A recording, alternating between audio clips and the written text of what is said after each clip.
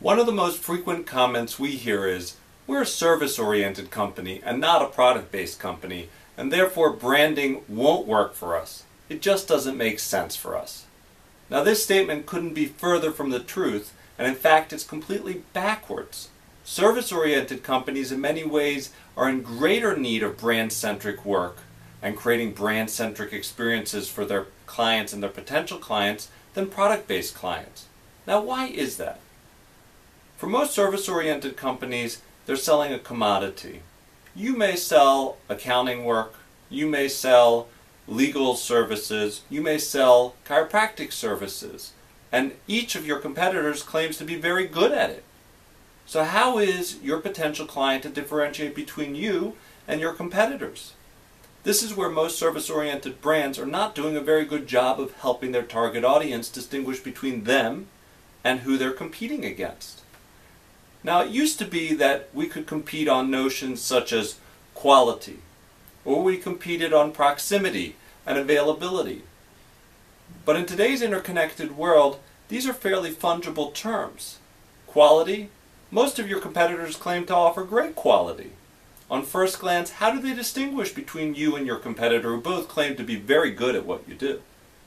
Well, proximity and availability in today's world, those notions are for the most out the window.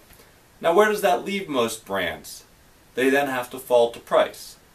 And lowering price or competing on price over the long term is never a game you really want to get into. Most of the time it's a losing proposition over the long term.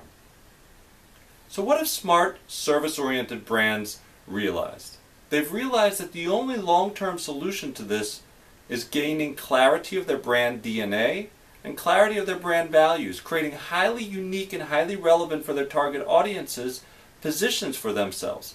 How do we create that fundamental emotional experience that makes us unique from our competitors? And then how do we do it time and time again, both internally and externally? And how do we build marketing communications that support that position for our target audience over and over again? Let's look at some examples. Now, are these product-based companies or service-oriented companies?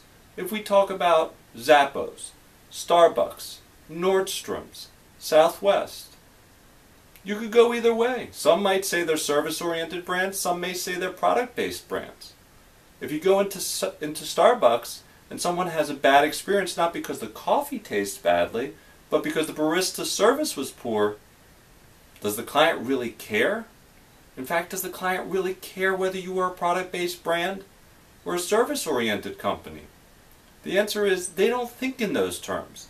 They think in the same psychological terms that they use for making any type of buying decision.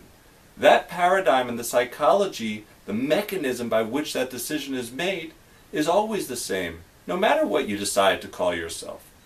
And that's why smart service-oriented companies have realized it's time to stop worrying about whether we consider ourselves a product-based company or a service-oriented company. And what it's time for us to be concerned about is, do we have clarity of our brand DNA, that fundamental emotional experience we want to make with our target audience, and is it one that's highly unique and relevant that distinguishes us time and time again from our competitors? Those brands have done great.